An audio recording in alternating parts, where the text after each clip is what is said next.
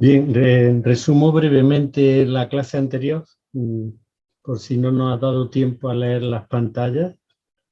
El miércoles pasado vimos cómo Jesús prefiere usar el vocabulario del dar al del comprar y aconseja al joven rico vender y dar como exigencia para que se una al grupo de discípulos. Y por eso le dice, si quieres ser perfecto, el otro día no sé si aclaré bien esta palabra, porque en realidad las Biblias dicen, si quieres ser perfecto, como si Jesús invitase a aquel joven rico a un estado de perfección superior al de los discípulos. La palabra o la frase que dice el Nuevo Testamento en griego es eiseleis teleios einai. Si quieres ser teleios. Y el teleios es lo que corresponde hoy a decir un hombre maduro, un hombre logrado, según las divisiones, la división de la edad en aquel tiempo, ¿no? Esta palabra la utiliza Pablo en la primera carta a los Corintios y que dice, con los hombres hechos, con los hombres maduros, sin embargo, exponemos un saber, pero no un saber del mundo este ni de los jefes pasajeros de la historia presente, sino que exponemos un saber divino y secreto, el saber escondido. O sea, Pablo se dirige a personas adultas y esto es lo que Jesús le dice, si quieres ser adulto, si quieres ser un hombre logrado, maduro, ve, vende lo que tienes y sígueme, dalo a los pobres y sígueme. O sea que el consejo de Jesús al joven rico es válido no solo para las comunidades que quieren alcanzar la perfección, esto se ha entendido, por ejemplo, con las congregaciones de monjes que tienen el voto de pobreza. No, estas palabras van dirigidas a cualquiera que quiera sumarse al grupo de discípulos y son una condición que pone Jesús para su seguimiento. Después puse los otros usos del dinero en los evangelios, donde se muestra la cara buena del dinero, y pasé a continuación a presentar la cara seductora y mala del dinero, que en las pantallas veíamos como el dinero era fuente de discordia, fuente de injusticia, de prestigio o de falsa seguridad. A continuación comencé a explicar la parábola del rico y los graneros y me detuve en ver cómo, esto me llamó la atención a mí cuando preparaba esta clase, cómo en todas las parábolas mayores de los evangelios Jesús parte de los bienes o del dinero para hablar del reino de Dios. Y por cierto, me di cuenta que omití una parábola y dije, seguramente esta será la excepción. Pues tampoco, porque omití inconscientemente la del fariseo y el publicano, en la que se contrapone un hombre piadoso, diríamos casi un hombre de iglesia o un teólogo, con un recaudador de impuestos, que también tenía que ver mucho, lógicamente, con el dinero. A continuación, leí el texto de la parábola del rico y los graneros, que es la parábola que vamos a comentar. Leí también el contexto, o sea, el párrafo que le precede y los párrafos que le siguen, y comencé a explicar la introducción a la parábola, que era aquella escena de la discordia o disputa entre dos hermanos por la herencia, que llegan a Jesús para decirle, mi hermano no quiere repartir conmigo la herencia, quiere quedarse con todo. Y acto seguido me detuve en hacer un repaso o un paseo por los ricos que aparecen en los evangelios como personas reales. No quiero decir que estos sean personas con las que Jesús se encontró, que aparecen en el relato evangélico como alguien que se encuentra con Jesús o que encuentra a Jesús, que era el joven rico, Zaqueo y José de Arimatea. Y ahí nos quedamos. Hoy comenzaré por comentar brevemente dos parábolas en las que aparece un rico. La del administrador sagaz, que tenía un hombre rico, y la del rico llamado Epulón o banqueteador y el pobre Lázaro. En estas parábolas no se presentan los ricos como personajes reales, sino que son personajes literarios. En la primera, que he citado, la del administrador sagaz o astuto, que titulo yo, porque si leéis las Biblias, sobre todo si son algo antiguas, no sé, la versión de Nácar Colunga española, que es una de las más clásicas, titulaban erróneamente esta parábola como el administrador infiel. En esta parábola el protagonista no es el rico, sino el administrador, ¿no? Y en la segunda, la del rico y Lázaro, comparten protagonismo en la primera y segunda parte el rico y Lázaro, ¿no? Y luego el rico y el enviado de Dios que quiere que vaya a los 5 hermanos, avisarle a los 5 hermanos suyos, no sea que cayesen en la misma situación que él. Bien, en la del administrador que llamaban infiel, que yo prefiero llamar sagaz o astuto, se habla de un hombre rico que tenía un administrador y le fueron con el cuento de que éste derrochaba sus bienes. Aquel administrador, al ver que su amo lo podía despedir, se dijo: ¿qué voy a hacer ahora que mi señor me quita el empleo? Para acabar no tengo fuerza. Mendigar me da vergüenza.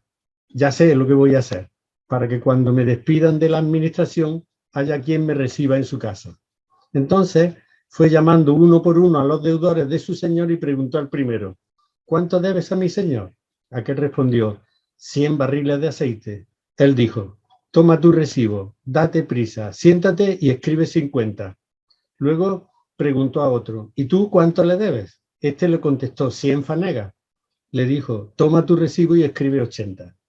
Bien, este administrador no quiso garantizarse el futuro defraudando a su amo, como interpretan algunas traducciones al tildarlo de infiel o injusto, sino que lo que hizo fue renunciar a la comisión que percibía por la administración de los bienes, o sea, renunció a su ganancia, no le quitó nada a su amo. Y dice el Evangelio que el hombre rico aquel elogió a aquel administrador de lo injusto por la sagacidad con que había procedido, pues los que pertenecen a este mundo son más sagaces con su gente que los que pertenecen a la luz. Y la parábola concluye con esta recomendación de Jesús: haceos amigos, atención a esta recomendación porque es interesante, haceos amigos con el injusto dinero. La expresión griega es estumamonates adiquías, esto es, del algo que va a ser el Dios llamado mamón, dinero, de la injusticia o el dinero injusto, ¿no? Haceos amigos renunciando al injusto dinero. Es la única vez que se llama así el dinero en los evangelios. ¿Y para qué? Pues para que cuando se acabe os reciban en las moradas definitivas. Quien es de fiar en lo de nada, también es de fiar en lo importante. Quien no es honrado en lo de nada, tampoco es honrado en lo importante. Por eso, si no habéis sido de fiar con el injusto dinero, ¿quién os va a confiar lo que vale de veras? Si habéis sido de fiar en lo ajeno, lo vuestro, ¿quién os lo va a entregar? Si no habéis sido de fiar en lo ajeno. Ningún criado puede estar al servicio de dos amos, porque o aborrecerá a uno y querrá al otro, o bien se apegará a uno y despreciará al otro. No podéis servir a Dios y al dinero. En griego, la palabra dinero se dice mamonás, ¿no? La misma frase, la misma frase que cuando dice Jesús, cuando dice haceos amigos del injusto dinero, ¿no?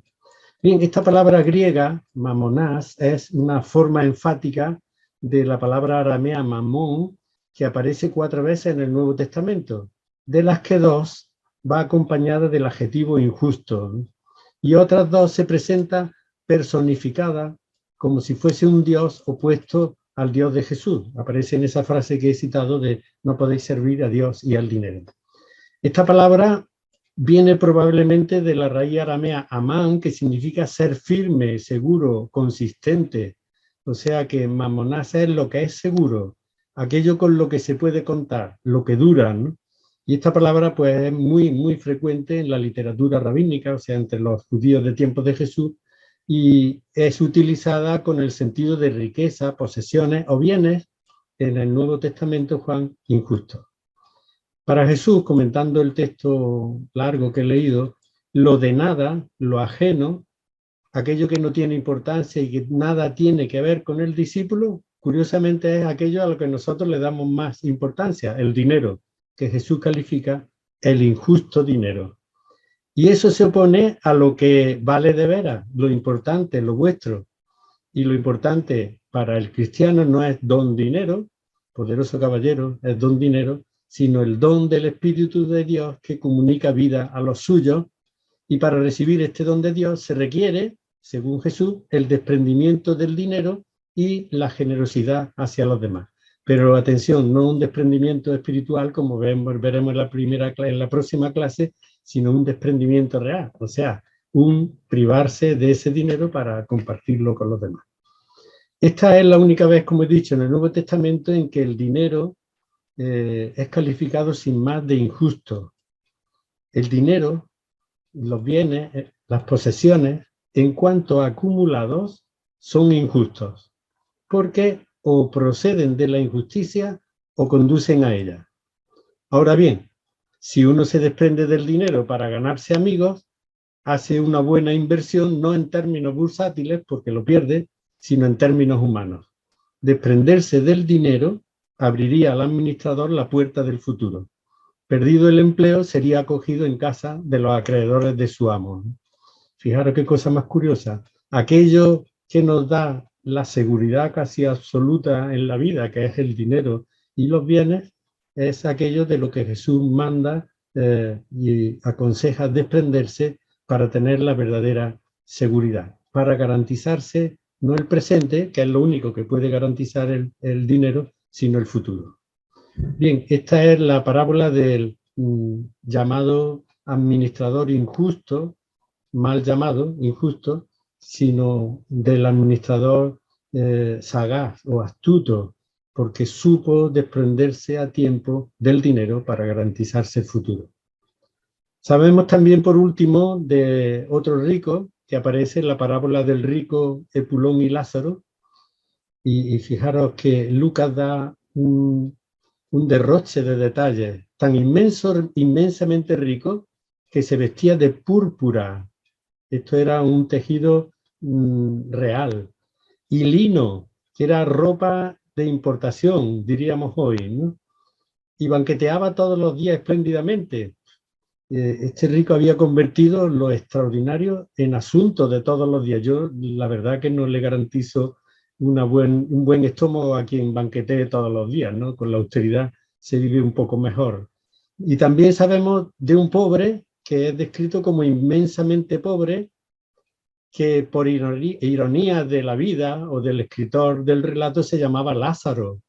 Lázaro en hebreo quiere decir el azar, viene de el azar, Dios ayuda, que estaba, la verdad es que no daba la impresión de que Dios le ayudase, que estaba echado en el portal, o sea, el estado suyo es de extrema postración, además cubierto de llagas, estaba enfermo, además de pobre. Lázaro habría querido llenarse el estómago con lo que caía de la mesa del rico. Además de pobre y enfermo, está hambriento. Y por el contrario, incluso se le acercaban los perros para lamerle las llagas. Además de pobre, Lázaro era impuro religiosamente hablando, porque los perros de la parábola eran considerados animales impuros. No son esos perros domésticos que proliferan en los hogares o por nuestras ciudades como animales de compañía, sino los perros semisalvajes, callejeros, que eran una verdadera plaga en el mundo antiguo, siempre preparados para morder a su presa, ¿no? Fijaros qué bien descritos están los dos, el rico extremadamente rico y el pobre extremadamente pobre. Lázaro, además, es tan pobre que ni siquiera habla en la parábola, ni después de muerto. De él hablan en el más allá el rico por 2 veces y Abraham una vez, llamándolo por su nombre. Por estar echado en el portal de la casa y no en las afueras de la ciudad, sería de esperar que el pobre entrase a la casa del rico para comer al menos las sobras del banquete, o que el rico saliese para encontrarse y remediar su necesidad. Sin embargo, ambos mueren sin que se produzca el encuentro. La puerta no llega a abrirse nunca. Y digo yo, lamentable, pero real situación que se está dando hoy y ahora en nuestro mundo. En nuestra sociedad neoliberal, y creo que estos datos los di en la clase primera, pero no está mal recordarlo, la gente muere de hambre sin que nadie le tienda la mano. 811 millones de pobres de solemnidad que decimos en el mundo. Coexisten en nuestras ciudades los ricos y los pobres sin que se aproximen y entren en contacto.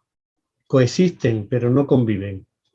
Convivir es vivir o habitar con otros. Vivir en buena armonía, así lo define el diccionario de María Moliner. Yo creo que el mejor diccionario que tenemos de la lengua castellana, mejor que el de la Real Academia, sin duda, ¿no? Entre por tanto, convivir es vivir en buena armonía. Entre el rico y Lázaro no hay convivencia ni armonía, solo coexistencia. Existen en el mismo espacio de tiempo, pero ni siquiera comparten casa ni mesa común. Son vidas paralelas cuyas líneas nunca llegaron a juntarse. Bien, este es el otro rico, el último rico de los que he citado en la diapositiva anterior, ¿no? Pero voy a seguir con el comentario de la parábola. Decíamos que las tierras, así comienza, de un hombre rico dieron una gran cosecha. La cuestión gira ahora en torno a cómo dispondrá de esta cosecha grande, abundante, magnífica, aquel rico. Y yo me he ido a la Biblia para ver lo que se piensa de los ricos, ¿no?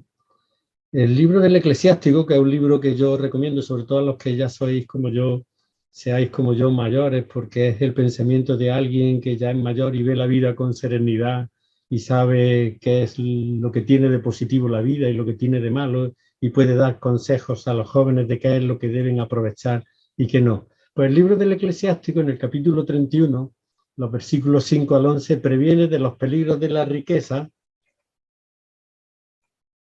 y alaba a los ricos que no se dejan fascinar y pervertir por ella, y lo hace con estas palabras. Es un texto largo, pero es bonito.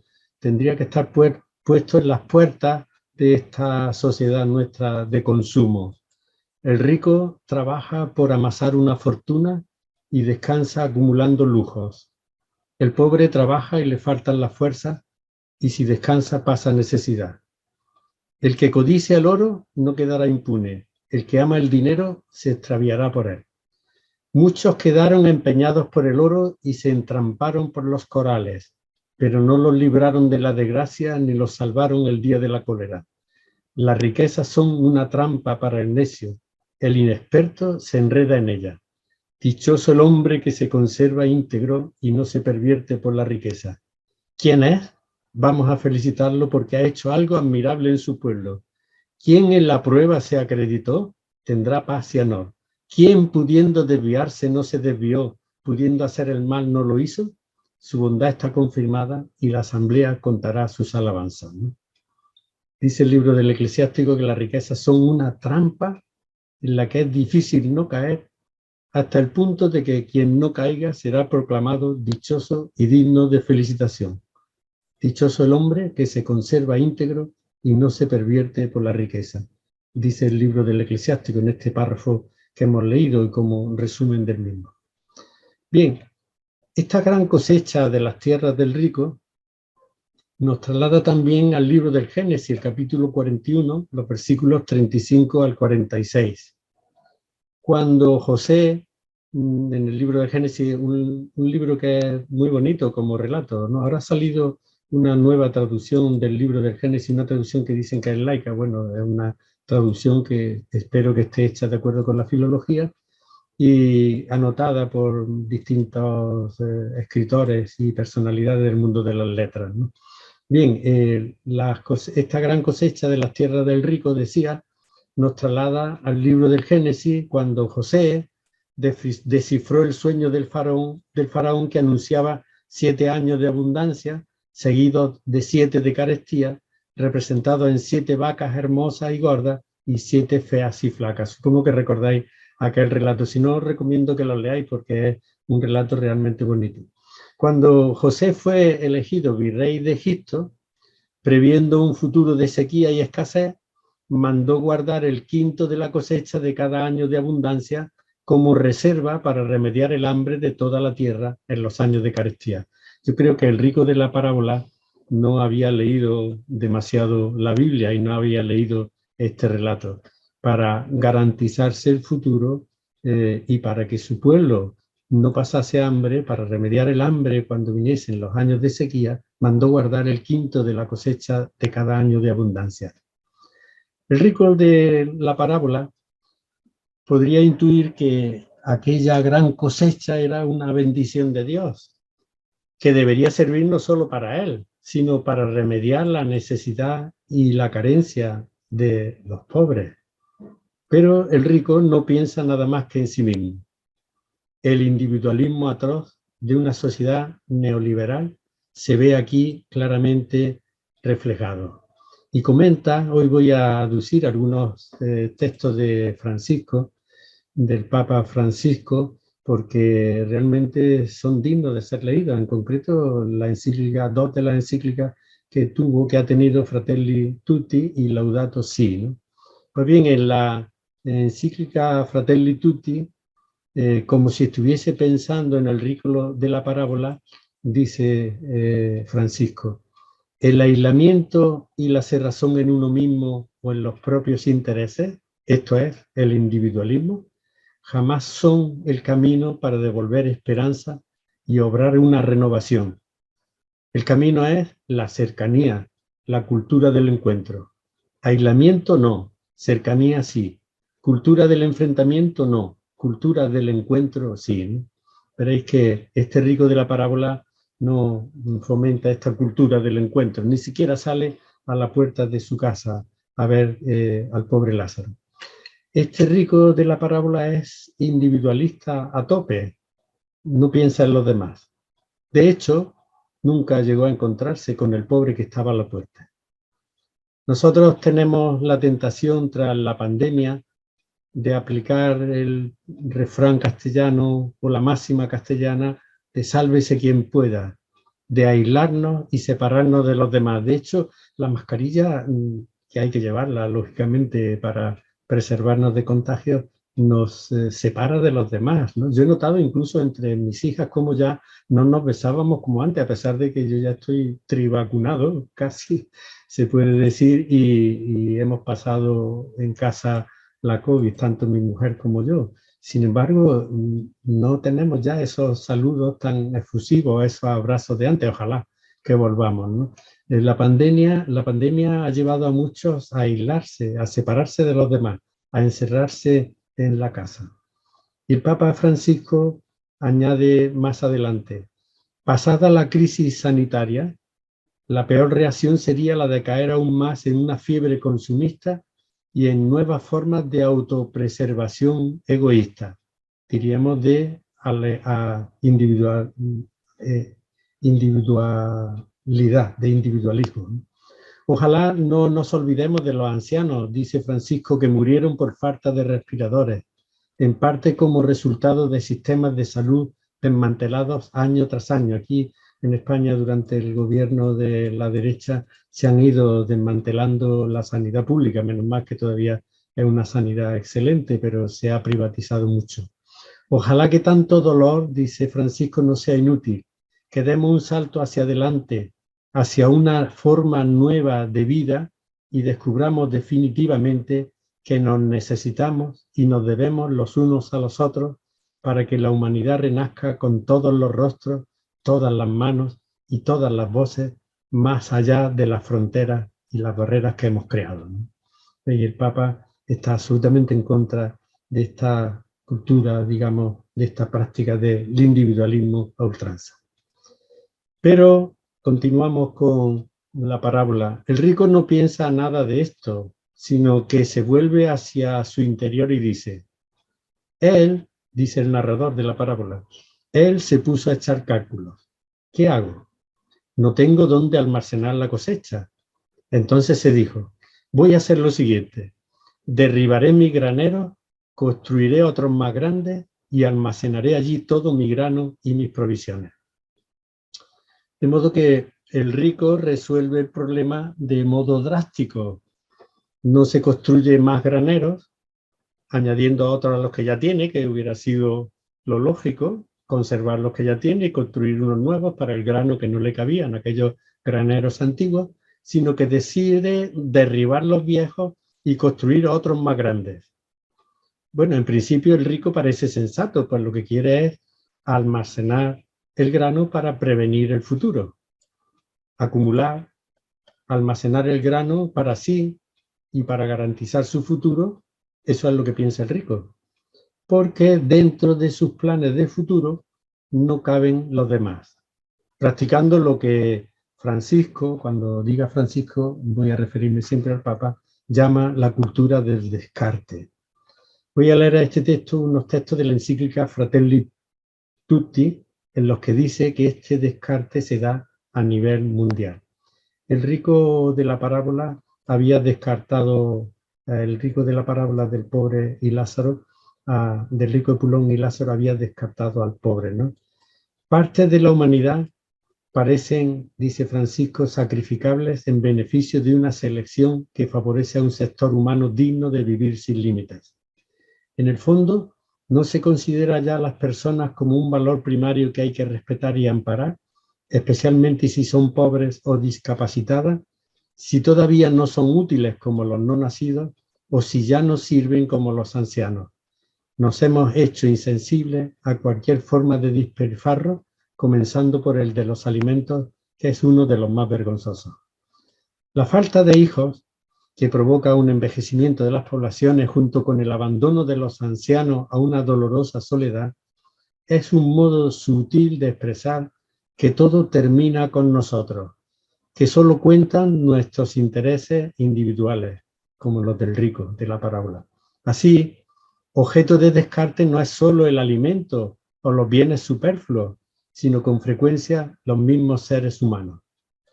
Vimos lo que sucedió con las personas mayores en algunos lugares del mundo a causa del coronavirus. No tenían que morir así, pero en realidad algo semejante ya había ocurrido a causa de olas de calor y en otras circunstancias. Gente cruelmente descartada. No advertimos que aislar a los ancianos y abandonarlos a cargo de otros sin un adecuado y cercano acompañamiento de la familia mutila y empobrece a la familia. Además, termina privando a los jóvenes de ese necesario contacto con sus raíces y con una sabiduría que la juventud por sí sola no puede alcanzar. Este descarte se expresa de múltiples maneras, como en la obsesión por reducir los costos laborales, que no advierte las graves consecuencias que esto ocasiona, porque el desempleo que se produce tiene como efecto directo expandir las fronteras de la pobreza. Hoy hablamos del precariado universal, no del proletariado, sino del precariado, porque hablamos de pobres que tienen un sueldo, que tienen trabajo, pero que no pueden llegar a final de mes porque su sueldo no alcanza para todos los gastos que tiene una familia corriente. El descarte, además, asume formas miserables que creíamos superadas, como el racismo, que se esconde y reaparece una y otra vez. Las expresiones de racismo vuelven a avergonzarnos, demostrando así que los supuestos avances de la sociedad no son tan reales ni están asegurados para siempre. Hay reglas económicas que resultaron eficaces para el crecimiento, fijaros qué frase más buena, pero no así para el desarrollo humano integral. Aumentó la riqueza, pero con inequidad, y así lo que ocurre es que nacen nuevas pobrezas, ¿no? Estas nuevas pobrezas dan lugar a los nuevos descartados de nuestro mundo. Acumulando, hasta aquí la cita de la encíclica, acumulando la cosecha para sí, el rico deja a los demás al costado de la vida, al otro lado, descartados. Estos no tendrán ninguna garantía de futuro en nuestro mundo moderno. Acumulando la cosecha, el rico descarta del banquete de la vida a los demás, los aleja de toda felicidad en la tierra y los deja sin futuro.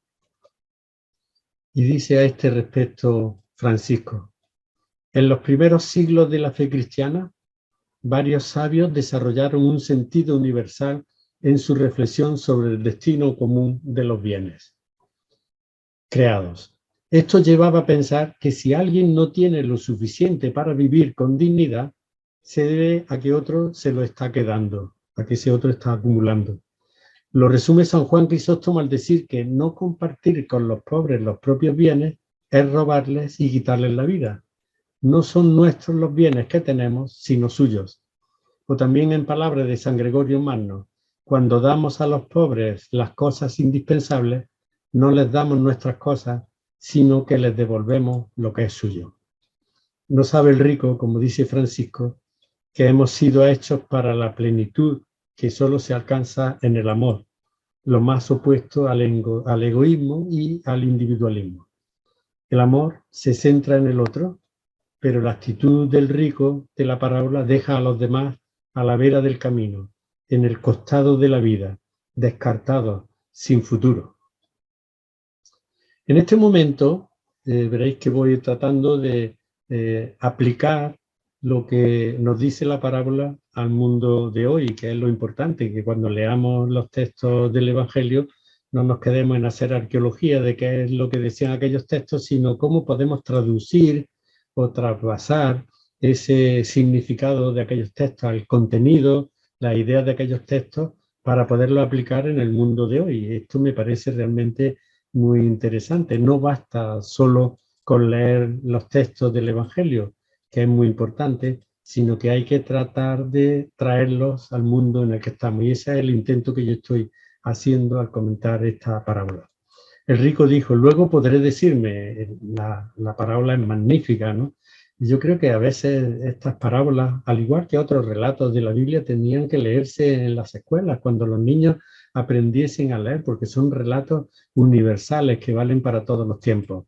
Luego podré decirme, dijo el rico, amigo, tienes muchas provisiones en reserva para muchos años. Descansa, come, bebe y date a la buena vida. Hasta aquí, fijaros, en la parábola ha habido un narrador que decía, y les propuse una parábola, él se puso a echar cálculos, entonces se dijo, pero ahora, qué bien escrita está este relato, pero ahora el narrador desaparece por unos instantes y el rico mismo se convierte en narrador, hablando consigo mismo y desdoblándose en dos. Luego podré decirme, amigo, sería de esperar una frase como entonces el rico se dijo a sí mismo, si fuese el narrador. No, el rico no necesita ya narrador, se habla a sí mismo. El rico es tan individualista que no solo es el sujeto de la narración, sino que es también el narrador. Yo, mí, me, conmigo, diríamos, ¿no? El rico en sus planes de futuro excluye a todo el que no sea él mismo. No piensa en nadie. La cosecha no es para él, como debía de haber aprendido por la Biblia, un don de Dios que hay que compartir con los demás, sino algo para uso y consumo propio. Él habla de mi grano, mis provisiones, dice. Él piensa en sí solo y en una vida de placer en el futuro, porque no solo para el presente, que el presente lo tiene garantizado, dice, luego podré decirme, amigo, tienes muchas provisiones en reserva para muchos años, descansa, come, bebe y date a la buena vida. Esta secuencia de verbos me recuerda una inscripción que había en la tumba de Sardinápalo, que dice, come, bebe y goza del amor, todo lo demás no cuenta. Sardinápalo era una legendaria figura de Asiria del siglo VII a.C., muy conocida entre los griegos y en el mundo posterior, en el mundo helenístico, como ejemplo de vida epicúrea libertina. Bien, los epicúreos sabéis que eran seguidores del filósofo griego del siglo IV, que se llamaba Epicuro, de ahí le viene el nombre. Tenían por principio disfrutar de la vida, evitando al máximo el dolor y saboreando los placeres que esto ofrece. Eso sí, con cierta moderación, de una manera racional para evitar los excesos, puesto que estos provocan un sufrimiento posterior, ¿no? Los epicúreos defendían que los placeres de la vida son superiores a los del espíritu, son superiores a los del cuerpo, y ambos deben satisfacerse con inteligencia, procurando llegar al estado de bienestar corporal y espiritual, ¿no? Criticaban tanto el desenfreno como la renuncia a los placeres de la carne y arguían que deberían buscarse un término medio y que los goces carnales deberían satisfacerse siempre y cuando no conllevaran un dolor en el futuro. Según Epicuro, no hay que temerle a la muerte, ya que ésta consiste en la falta de sensación, por lo que no tiene sentido espantarnos por algo que nunca vamos a sentir. Y a su vez explicó que mientras existimos, la muerte no está presente y cuando está presente ya no existiremos. Epicuro sostenía además que los mitos religiosos amargan la vida de las personas y no se debe temer a ellos porque no se preocupan de nuestro quehacer diario. El rico parece en principio ser un seguidor de Epicuro porque practica el hedonismo que defiende Epicuro, pero se pasa porque lo hace en exceso. Su actitud epicúrea y hedonista excluye toda la idea de la muerte futura, porque se dice, y en eso sí coincide con los epicúreos, tienen muchas previsiones en reserva para muchos años, porque en los planes del rico no entran los otros, ni siquiera la muerte, como no entraba en la de los epicúreos, que invitaban a disfrutar de la vida precisamente porque la muerte viene antes o después y acabará con todo. Parece que el rico de la parábola se siente asegurado por muchos años, cree que esa cosecha es garantía de vida perdurable como un seguro de vida inagotable. Este rico practica la cultura del hedonismo, pero sin mesura, y esta es una de las características de la sociedad neoliberal, como hemos visto en clases anteriores.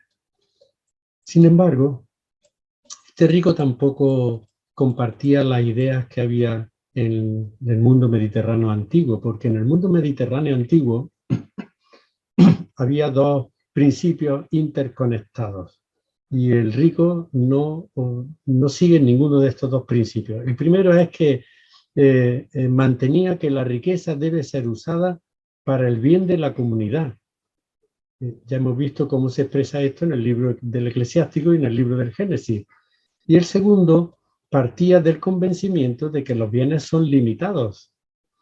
De este hecho se deduce que hay que compartir lo que se tiene para que haya para todos. Si alguien acumula bienes, otros se quedan sin ellos. La abundancia de unos pocos provoca la escasez de muchos. En nuestro mundo actual hemos llegado a creer que los bienes de consumo no solo no son limitados, sino que son inagotables. Y de este modo estamos acabando con el planeta, como se ha dicho en estos días pasados en las calles, los grupos que protestaban en las calles en la cumbre del clima en Glasgow, y como también se ha dicho en las mesas de trabajo de la cumbre del clima, una cumbre que ha decepcionado a bastante gente, pero que también ha tenido algunas cosas buenas, y es que poco a poco se va tomando conciencia de esto que sabemos, y es que estamos agotando los recursos de la Tierra y estamos acabando con el planeta. Si seguimos por donde vamos, el mundo irá a una verdadera catástrofe, ¿no? Con una actitud como la del rico, iríamos a una verdadera catástrofe. Lo dice Francisco en su otra encíclica, este párrafo lo he tomado de la encíclica Laudato Si, la encíclica sobre la ecología, que os recomiendo de verdad la lectura. Yo se lo recomiendo, se lo he recomendado incluso a amigos que no son creyentes. Es verdad que de vez en cuando se traduce pues la mentalidad religiosa que lógicamente tiene el Papa como una persona de 80 y algo años, ¿no? Pero el pensamiento que aquí se traduce es un pensamiento plenamente actual, y el lenguaje, porque son encíclicas que se pueden leer con mucha facilidad. Las predicciones, dice Francisco, catastróficas, ya no pueden ser miradas con desprecio e ironía. A las próximas generaciones podríamos dejarle demasiados escombros, desiertos y suciedad. El ritmo del consumo, de desperdicio y de alteración del medio ambiente ha superado las posibilidades del planeta, de tal manera que el estilo de vida actual, por ser insostenible, solo puede terminar en catástrofe, como de hecho ya está ocurriendo periódicamente en diversas regiones. La atenuación de los efectos del actual desequilibrio depende de lo que hagamos ahora mismo, sobre todo si pensamos en la responsabilidad que nos atribuirán los que deberán soportar las peores consecuencias.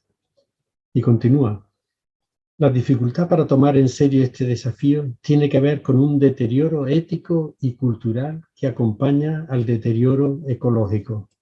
El hombre y la mujer del mundo posmoderno corren el riesgo permanente de volverse, como el rico de la parábola, profundamente individualistas, y muchos problemas sociales se relacionan con el inmediatismo egoísta actual, con la crisis de los lazos familiares y sociales, con las dificultades para el reconocimiento del otro. No imaginemos solamente a los pobres del futuro. Basta que recordemos a los pobres de hoy que tienen pocos años de vida en esta tierra y no pueden seguir esperando.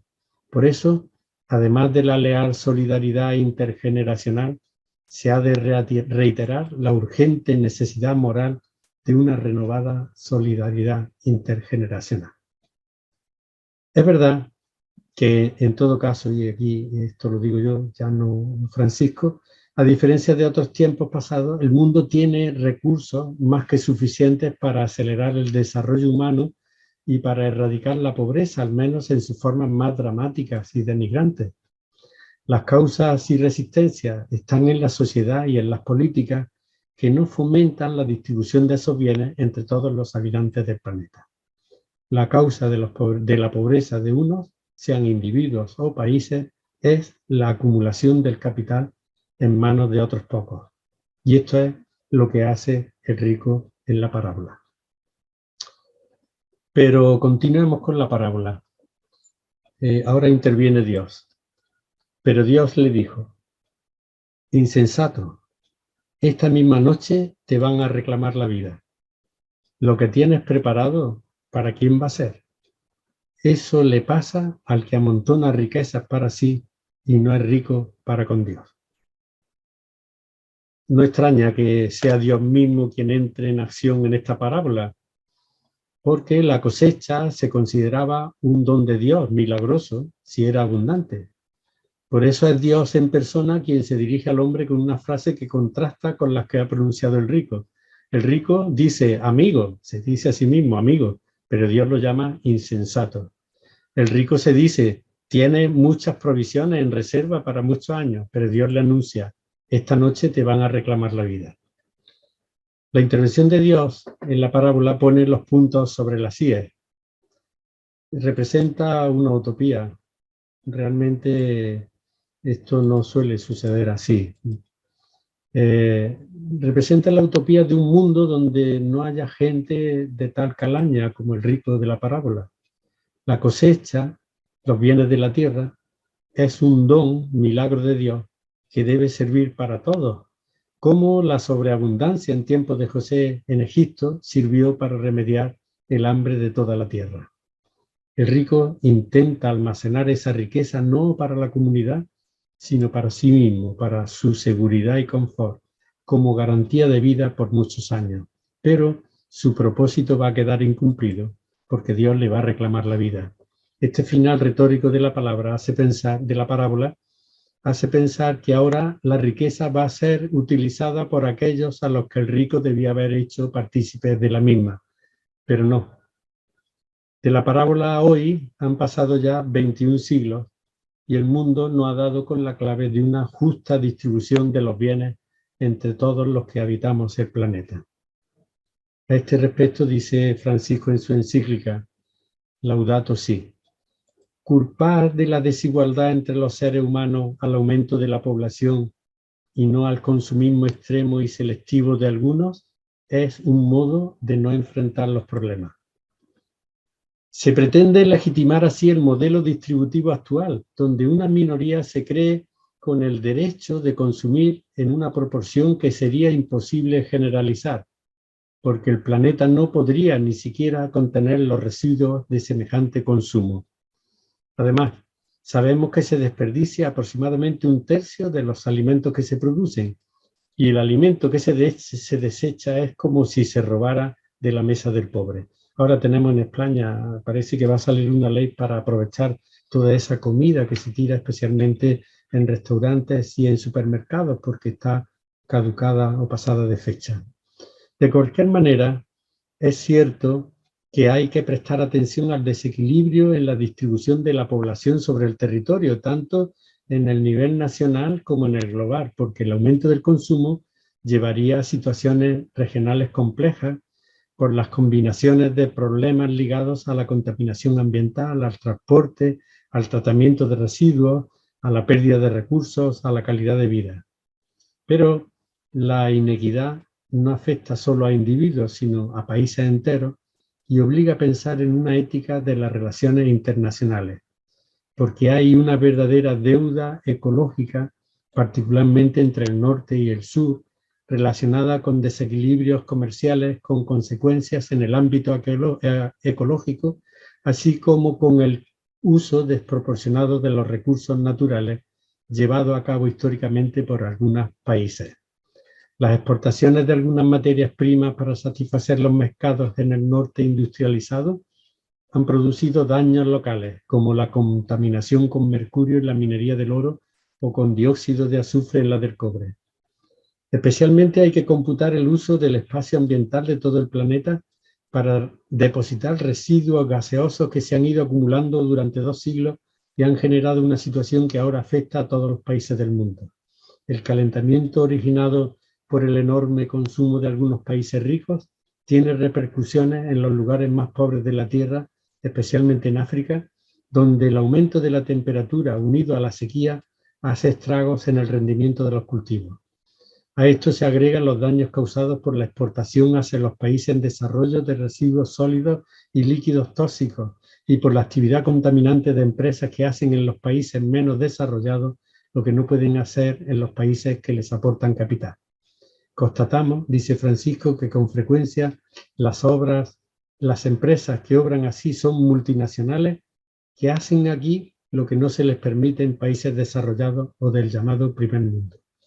Generalmente, al cesar sus actividades y al retirarse, dejan además grandes pasivos humanos y ambientales como la desocupación, pueblos sin vida, agotamiento de algunas reservas naturales, deforestación, empobrecimiento de la agricultura y ganadería local, cráteres, cerros triturados, ríos contaminados y algunas pocas obras sociales que ya no se pueden sostener. Hasta aquí la cita de Francisco como prueba de la inequidad, de la injusticia existente no solo a nivel individual, sino planetario. A mí me llama la atención el lenguaje de este Papa que ha roto con el lenguaje de sus predecesores. Habla en un lenguaje que todos podemos entender y habla de realidades que todos, en una medida o en otra, podemos experimentar. Y habla tratando, por supuesto, de hacer posible la práctica del mensaje de Jesús hoy en este mundo. Bien, la parábola termina ahí.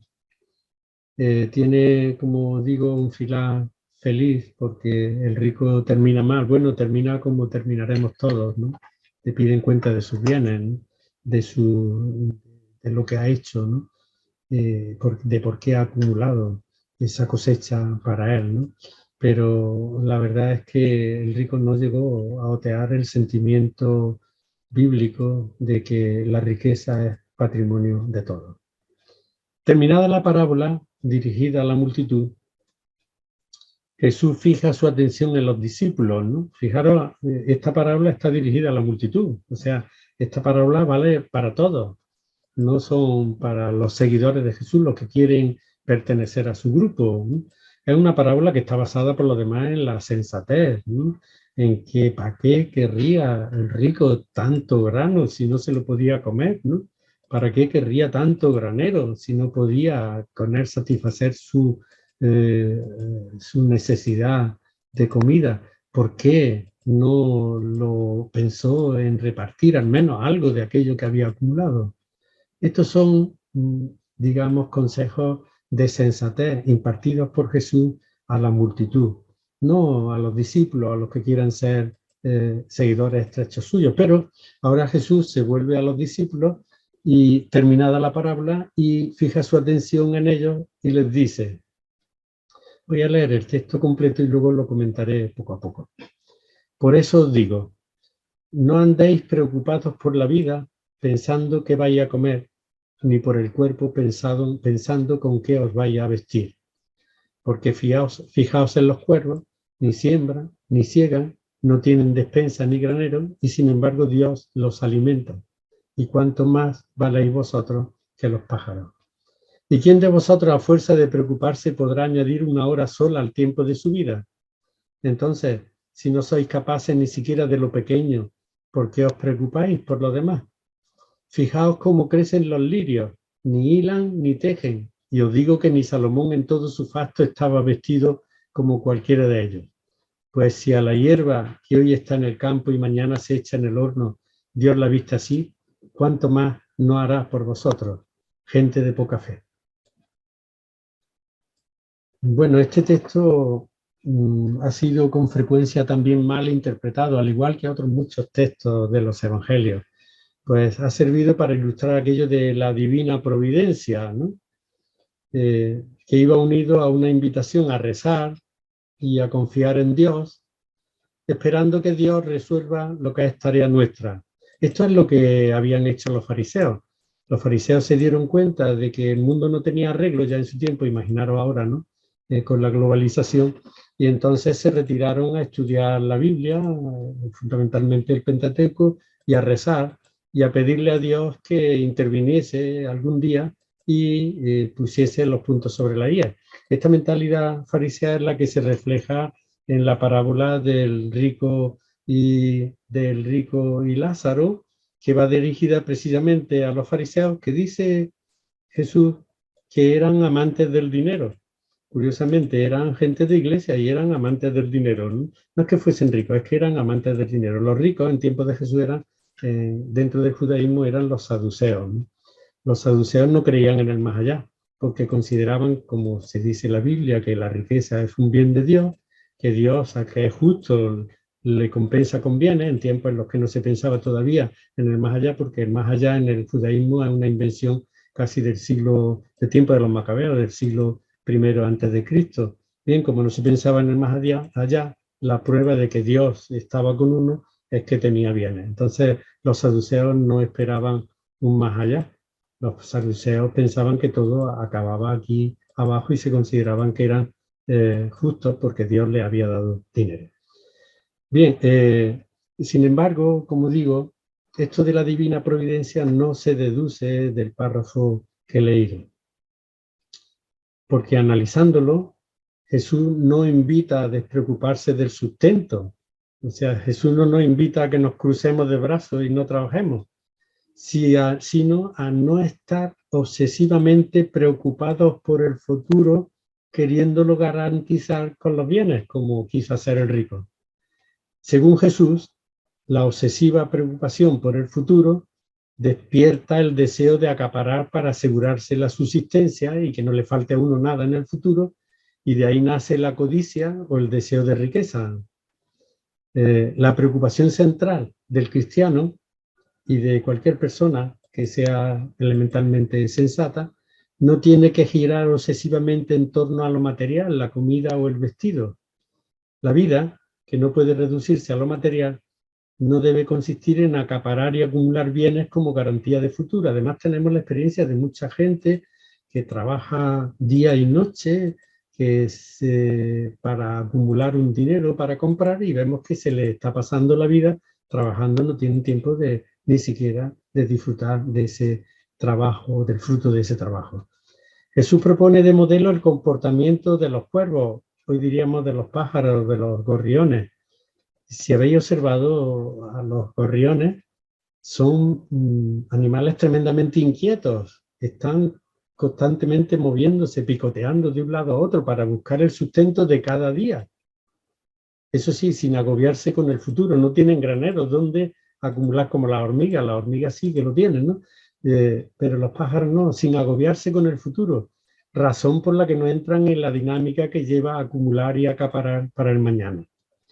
Y los cuervos, dice Jesús, ni siembran, ni ciegan, no tienen despensa, ni granero, y Dios los alimenta. Nadie puede negar, sin embargo, que los cuervos o los pájaros no trabajen por buscar el sustento. Trabajan y comen para vivir cada día, pero no acumulan para el futuro. O el ejemplo de los lirios, también tan bonitos, bien enraizados en la tierra, que ni hilan ni tejen, y ni Salomón en todo su facto estaba vestido como cualquiera de ellos. ¿Veis cómo esto de la divina providencia, como creo que diré un poco más adelante, se convierte en la humana providencia? Somos los humanos los que tenemos que proveer para la vida de los demás y para la nuestra. Dice, continúa Jesús, y no estéis con el alma en un hilo buscando qué comer o qué beber. Son los paganos del mundo entero quienes ponen su afán en esas cosas, pero ya sabe vuestro Padre que tenéis necesidad de ellas. Por el contrario, buscad que Él reine y se os dará por añadidura. No temas, pequeño rebaño, que es decisión de vuestro Padre reinar de hecho entre vosotros. La preocupación central del cristiano es que Dios reine en el mundo y no el dinero, el otro Dios competidor del Dios de Jesús.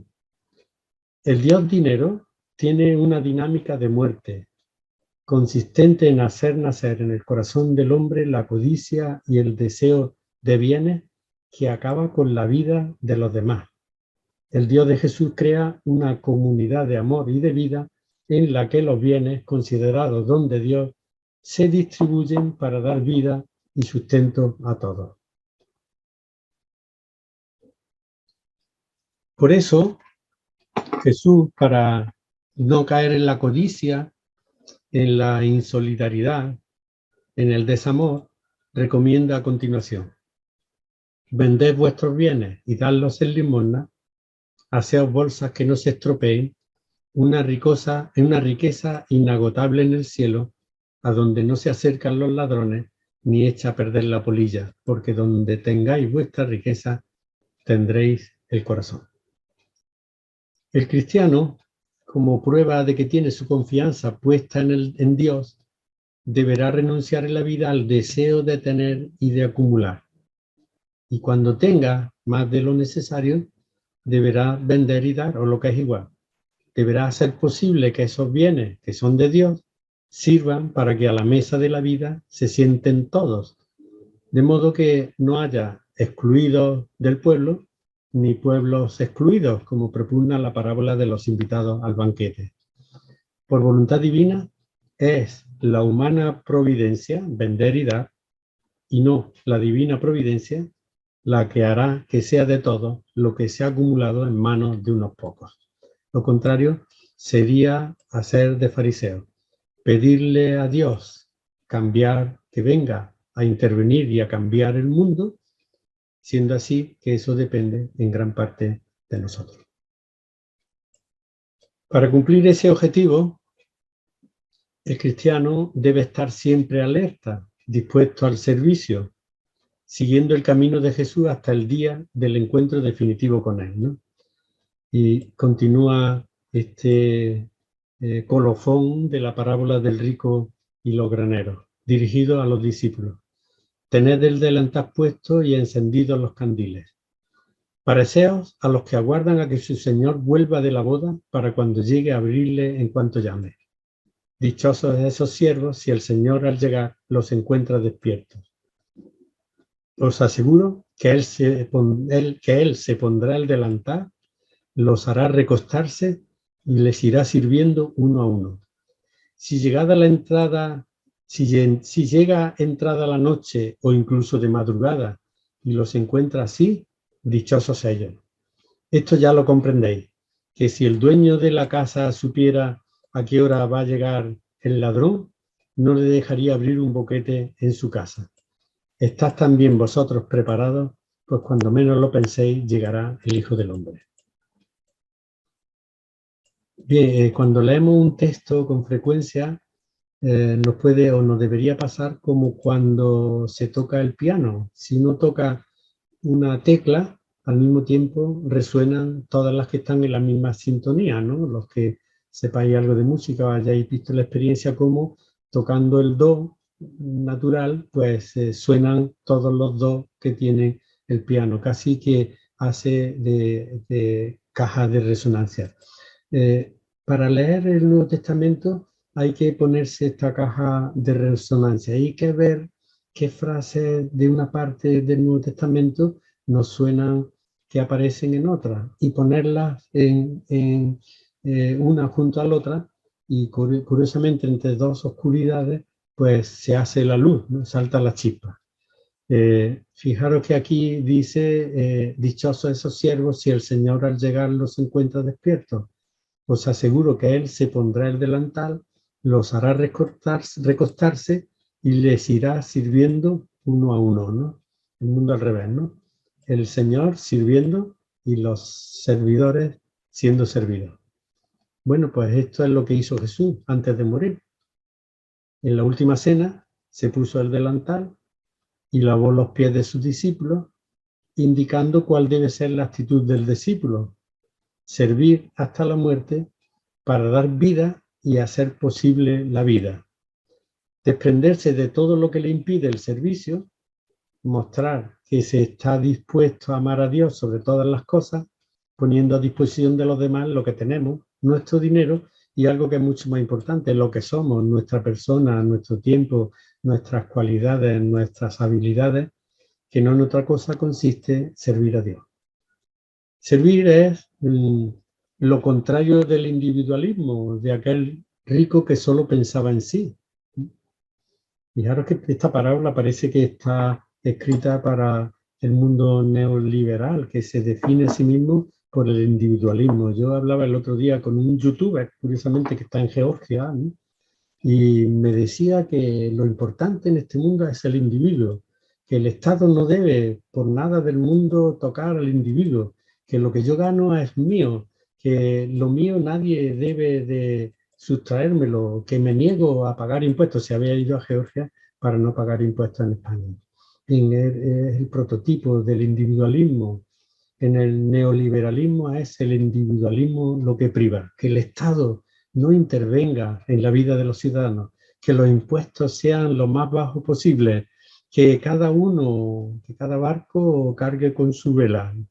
Lo curioso, y es la experiencia que hemos sacado de la COVID, es que si la vela del Estado no hubiese intervenido, al menos esta ha sido la situación en España y en Europa, pues los ciudadanos hubiéramos caído en la peor de las catástrofes, que ya ha sido mala, pero hubiera sido infinitamente peor.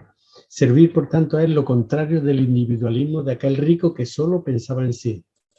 Es lo más opuesto al hedonismo, de quien, como el rico, busca siempre la satisfacción y el placer propio como valor supremo, ¿no?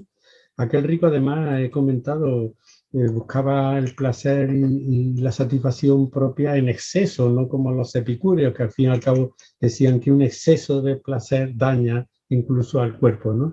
Buscaba el rico siempre la satisfacción y el placer propio como valor supremo.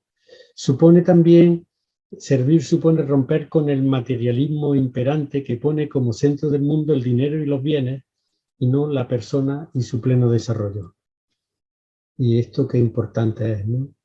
La persona y el centro y su desarrollo. Este es el centro, esto debe ser el centro de todo. Del centro de los gobiernos, el centro de la cultura, el centro de la política, el centro de la economía, el centro del trabajo, la persona y su pleno desarrollo, ¿no? Y no el dinero y los bienes, porque en realidad, y curiosamente, se valora muchísimo más el dinero y los bienes que la persona y su pleno desarrollo. Servir exige, en definitiva, no comulgar con el neoliberalismo, cuyos pecados y vicios están claramente dibujados en la parábola que acabamos de comentar, ¿no? ¿Veis? Digamos, lo actual, que es el Evangelio.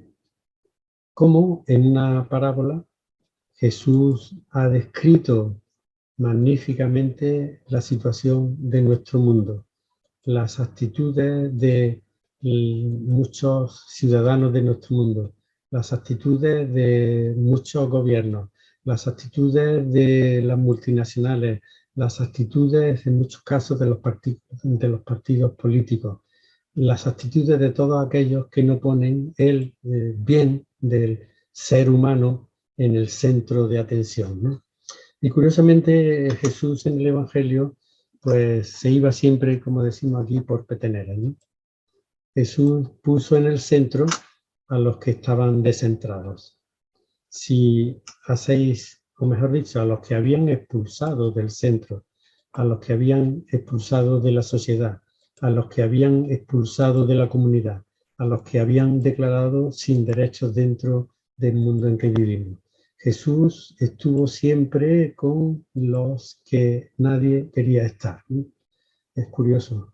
Esta atención debía de ser, esto tendría que ser el centro de atención de nuestras iglesias, el centro de atención de nuestras catequesis, el centro de atención de las homilías, los que están fuera, no los que están dentro, los que están alejados, no los que están cerca, los que no pertenecen a nuestro grupo y no los que son de nuestro grupo, los que, como digo, están como desechos de la sociedad y aquellos a los que nadie mira, ¿no? Y esto es el mensaje del Evangelio. Si leemos los textos del Evangelio, por todos sitios aparece lo mismo. Jesús estuvo siempre con la gente con la que nadie quería estar, con la que nadie se preciaba estar, con la que o con gente de la que no se podía esperar gran cosa. Jesús estuvo siempre en los márgenes, ¿no? Y Jesús estuvo siempre al servicio, muy lejos, evidentemente, del individualismo, muy lejos del hedonismo, muy lejos del materialismo, ¿no? Yo pensando y quiero hacer esta reflexión para que tengamos el final, para que tengamos tiempo también de charlar, quiero hacer una reflexión sobre nuestra iglesia, al menos nuestra iglesia católica, ¿no? No sé si vosotros pensáis lo que yo, pero yo creo que esta iglesia no tiene futuro. Y lo digo así, ¿eh? Yo creo que esta iglesia no es ya madre. Me refiero a la iglesia tal y como se percibe por los medios de comunicación, tal y como se percibe en la sociedad. Esta iglesia es tan vieja que ya no puede ser madre. Esta iglesia se ha alejado del Evangelio. Esa iglesia se ha alejado de Jesús. Esa iglesia tiene que convertirse, la palabra en hebreo de convertirse es shub, que es volverse como se vuelve un calcetín, cambiar enteramente de dirección. Y en lugar de mirarse el ombligo y de defenderse a sí misma de todos los ataques que unos con más razón y otros con menos que tiene por parte de nuestra sociedad, tendría que dejar de mirarse a sí misma y volverse a los que están fuera, para que no haya gente fuera, para que los de fuera estén dentro. Yo digo por esto que esta iglesia posiblemente no tiene futuro si no practica una conversión radical. Y la conversión radical que yo creo que es necesaria y urgente en nuestra iglesia es dejarse de dogmas, dejarse de teología, dejarse de discusiones, dejarse de muchas cosas que pueden ser muy importantes desde el punto de vista de las ideas, pero que nos ayudan a vivir, y volverse al Evangelio. Sí, qué lejos del Evangelio y de la vida que dan las Eucaristías de las iglesias, esas iglesias grandes y frías, llenas de gente, en la que el pobre, si entra, sale pobre, y el rico, cuando entra, sale igualmente rico, en las que hay tan poca posibilidad de diálogo, en la que los sacramentos, para practicar los sacramentos hace falta tener un manual de instrucciones, porque está llena, esos rituales están llenos todos de oraciones que eran del siglo IV, del V, del VIII. Imaginaros el credo de que rezamos de la iglesia no se para nada en la vida pública de Jesús. Dice que nació y que después que padeció y murió, y omite por completo lo más importante de la vida de Jesús, que fue su vida pública, su vida de misionero, cuando él predicó esa alternativa de sociedad, ¿no? Con esta iglesia no vamos a ninguna parte. Yo creo que el Papa Francisco está haciendo lo posible porque cambie esta iglesia, pero está encontrando una resistencia terrible desde dentro de la iglesia. Posiblemente estén más con él los de fuera que los de dentro, y esta es una señal evidente de que va por el buen camino, porque desde dentro realmente está sufriendo una oposición terrible. Aún así, ha decidido mirar al Evangelio, mirar a Jesús, y en la medida de lo posible desprenderse de toda esa ganga acumulada al cristianismo a lo largo de los siglos, ¿no? Yo creo que para terminar, hoy ya son las 1:15, para terminar quiero que pensemos. Lo que he dicho no es algo que ahora se me haya ocurrido para rellenar un tiempo, ¿no? Lo que digo lo siento en realidad, ¿no? Si miramos a los que siguen nuestro curso, yo siento alegría, evidentemente, cómo no, de ver cuántos estáis tratando de seguir a Jesús, cada uno desde vuestro sitio, desde vuestro puesto de trabajo, desde vuestra casa, desde la familia. Pero si miramos a las edades, somos casi todos mayores. Hay algunos jóvenes que son los que posible salvan este evangelio, tal y como se ha predicado en las iglesias, no atrae a la gente joven. Nuestras Eucaristías, las Eucaristías de las misas de los domingos, de gente con colecta incluida, no atraen a la gente joven. Nuestro lenguaje ya no es el lenguaje del siglo XXI. Tenemos palabras arcaicas que hay que explicar, ¿no? Yo un día me reía un poco porque en el bautismo se le da a los niños, se le pone en el rito del bautismo, se le pone una poquita de sal a los niños. Y la gente dice por aquí en Andalucía, para que sean salados, ¿no? Para que sean salados es sinónimo de simpático, ¿no? Qué barbaridad, eso no es, ¿no? La sal era lo que servía para conservar los animales, para que no se corrompa el sujeto. Claro que hasta para un simple bautismo hace falta tener un folleto de instrucciones, ¿no? Luego le untan al niño una especie de aceite que traen de un bote muy bonito, a veces de plata, ¿no? Bueno, pues seguramente eso era una crema, ¿no? Una crema para la piel, por tanto, para que se mantuviese terso el individuo, el espíritu del individuo, ¿no? Y sin embargo, bueno, es el óleo, le llaman el óleo. Si veis cómo se llaman la indumentaria del clero, toda ella es arcaica, la patena en vez del plato, el cáliz en vez de la copa, la hostia en vez del pan, todo es un lenguaje arcaico que no dice nada a la gente del siglo XXI.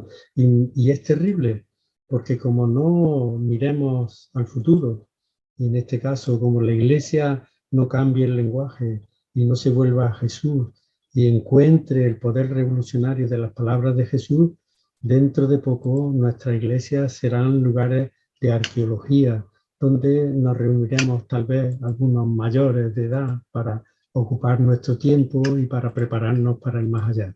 Es triste, como digo, y a mí me preocupa tremendamente cómo esto no preocupa a la jerarquía, cómo no preocupa el que a nuestras iglesias cada vez, por lo menos estoy hablando de nuestra experiencia de España, cada vez acuden menos jóvenes, cómo el Evangelio no entusiasma, cómo ha caído mucho la lectura del Evangelio y cómo han proliferado en estos últimos años mucha teología, a veces demasiado sofisticada, ¿no?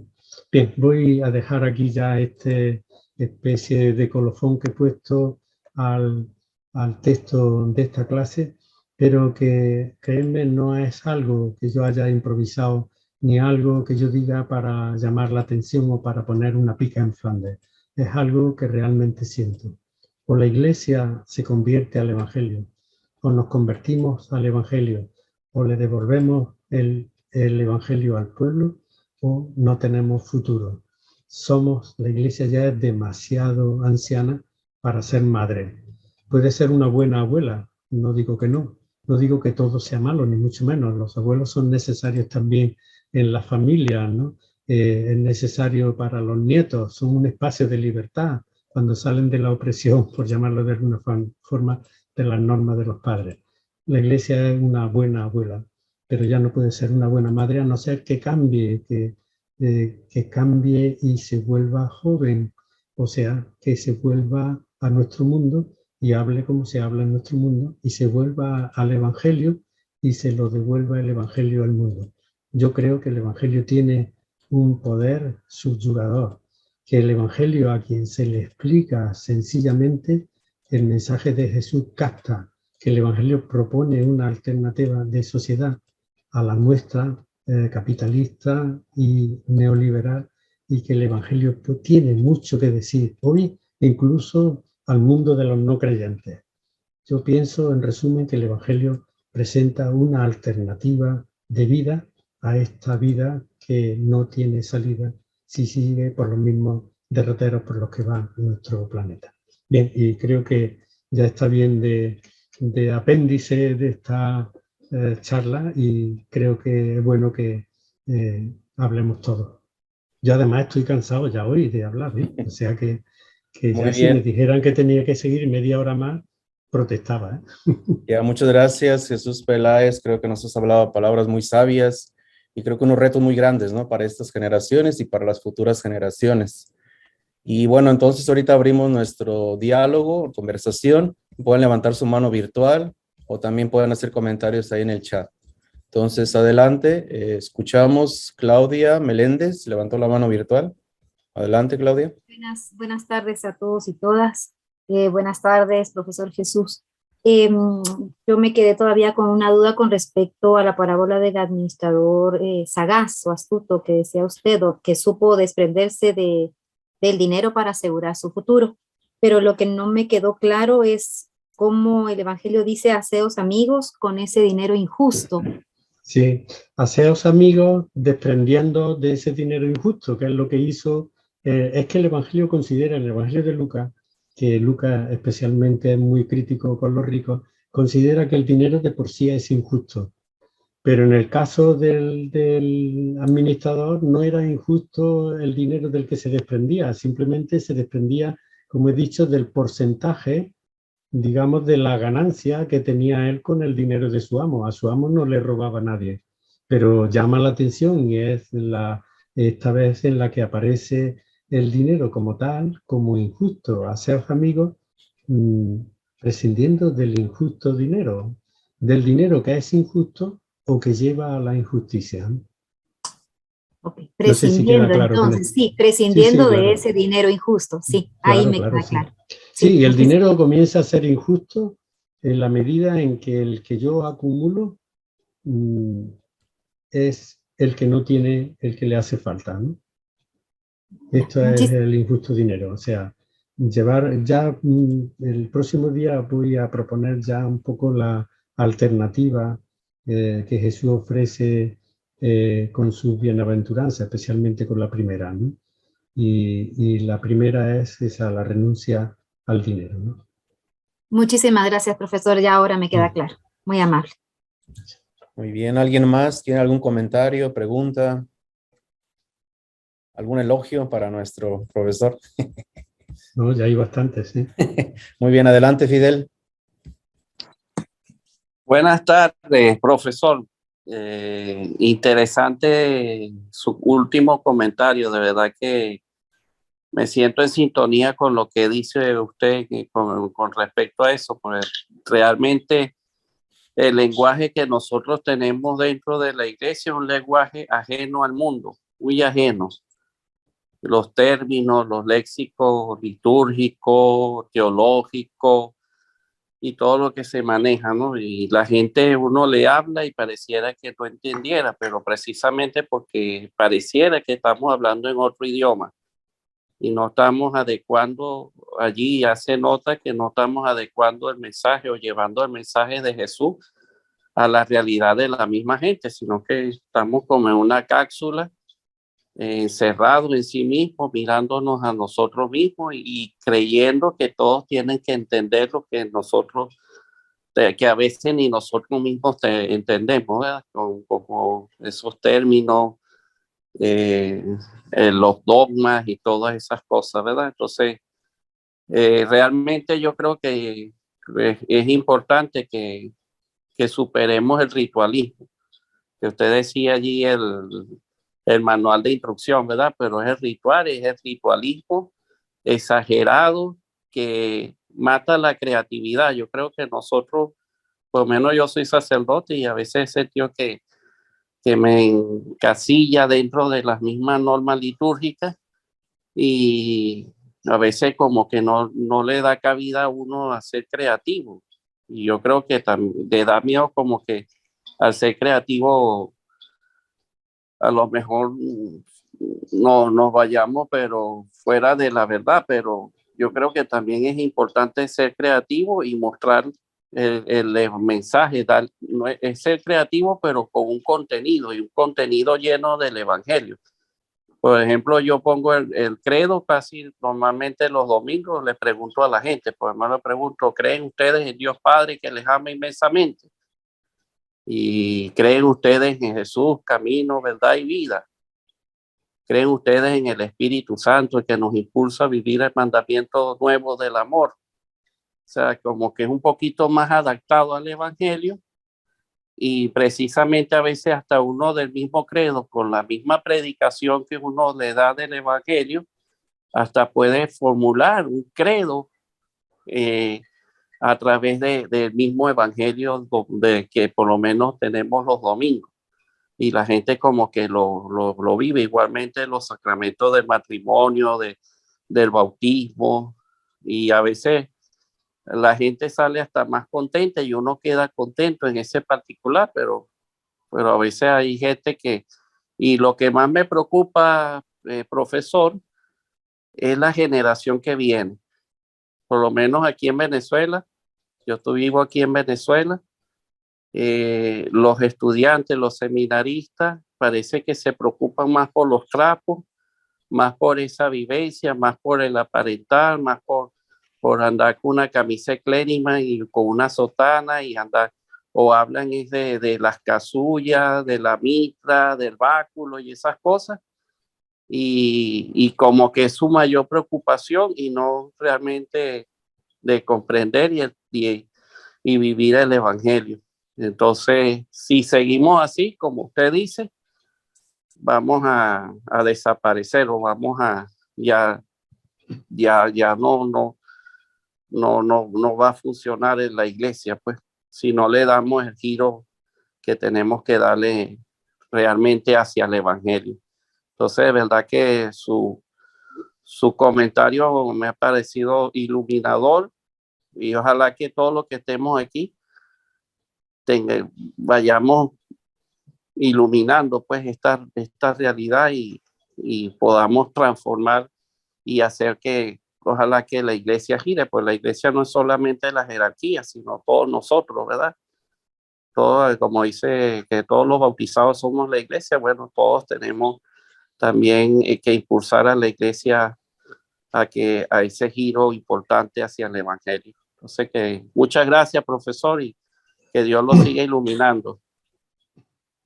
Muy Sí, bien. la verdad es que no hay que cambiar solo las palabras, el lenguaje en la iglesia. Habría que cambiar los ritos y habrá que cambiar también los espacios, ¿no? En estas iglesias grandes, a donde van a misa los domingos la gente, ahí no hay apenas posibilidad de comunicación ni de relación de unos con otros. La relación es de la gente con el cura. El cura está enfrentado a la gente, ¿no? Posiblemente tendremos que pensar que estas iglesias de masa están llamadas a desaparecer. De hecho, ya están desapareciendo, entre otras cosas porque como todo está basado en el clero y el clero escasea, y el clero que no escasea es realmente muy mayor, pues antes o después esto se va a caer por su propio peso, ¿no? Lo malo es que no sustituyamos eso, que ya no nos sirve, por algo nuevo, ¿no? Y ese algo nuevo tendría que ser la vuelta en comunidad, en grupo o en grupos pequeños al Evangelio de Jesús, ¿no?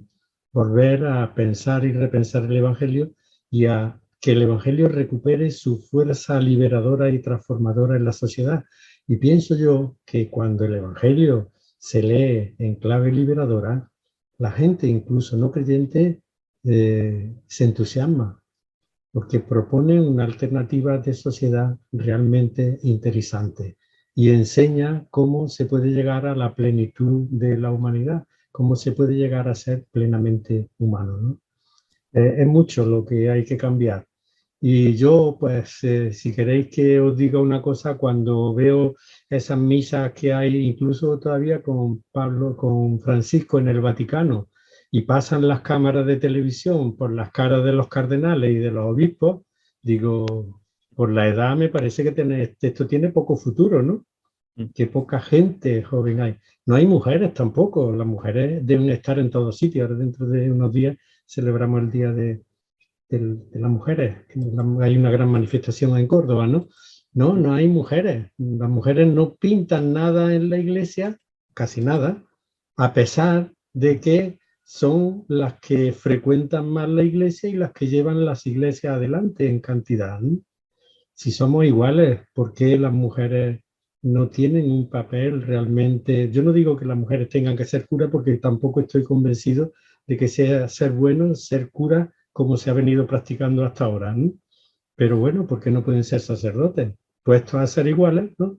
¿Por qué no pueden desempeñar en la iglesia el papel que ya desempeñan en la sociedad? Ya hay mujeres que son primeras ministras de los gobiernos. Bueno, pues es que Todo esto tiene que cambiar. Simplemente la iglesia se tiene que volver joven y tiene que volver a ser madre. Y para ser madre se tiene que despojar de todo lo viejo. Muy Y bien, lo viejo es mucho. Y muy por bien, eso tal vez gracias. no se trate Perdón. de que quitemos, un momentillo y termino, no se trate de que luchemos contra la iglesia, sino que le abramos paso al evangelio, porque muchas veces la iglesia ha sido un obstáculo para llegar al evangelio. Muy bien, Perdón este gracias. discurso, ahora prometo ya no, Ya, no gracias, hacer más gracias. discursos. Disculpa que te interrumpa, lo que pasa Sí, es que hay unos comentarios aquí sí. interesantes. Hay dos que, bueno, te agradecen tu exposición, muy sencilla, muy entendible. Y hay una pregunta antes de estas dos personas que levantaron la mano virtual. Hay una pregunta de Soledad que dice, ¿qué podemos hacer nosotros para regenerar la iglesia y volver al espíritu original de Jesús y del Evangelio? No sé si puedas dar alguna respuesta a esto, a Soledad. La escribió en el chat. Y Pues después lo las que personas podemos que hacer, levantaron la yo mano. creo, lo principal que podemos hacer, en lugar de dedicarnos a criticar a la iglesia, a luchar contra la iglesia o contra el cura o contra los obispos, es no perder el tiempo en eso y volvernos al Evangelio, a leer juntos el Evangelio, a leer en comunidad el Evangelio y a tratar de ver qué es lo que eso aporta a mi vida, a la vida de mi grupo, a la vida de mi barrio, a la vida de mi ciudad o a la vida de mi país.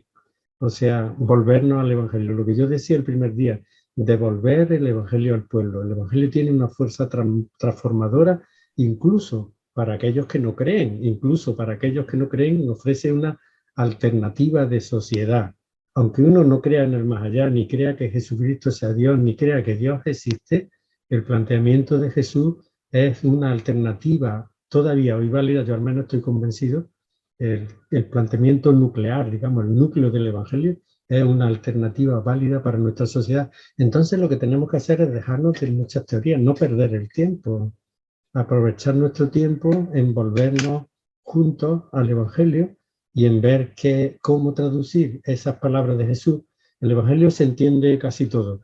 Es más, yo estoy haciendo un diccionario de griego del Nuevo Testamento y científico, y cuando llegamos a Pablo tenemos un lío siempre semántico. Es muy difícil entender las cartas de Pablo o el resto de las cartas, no digamos el Apocalipsis, ¿no?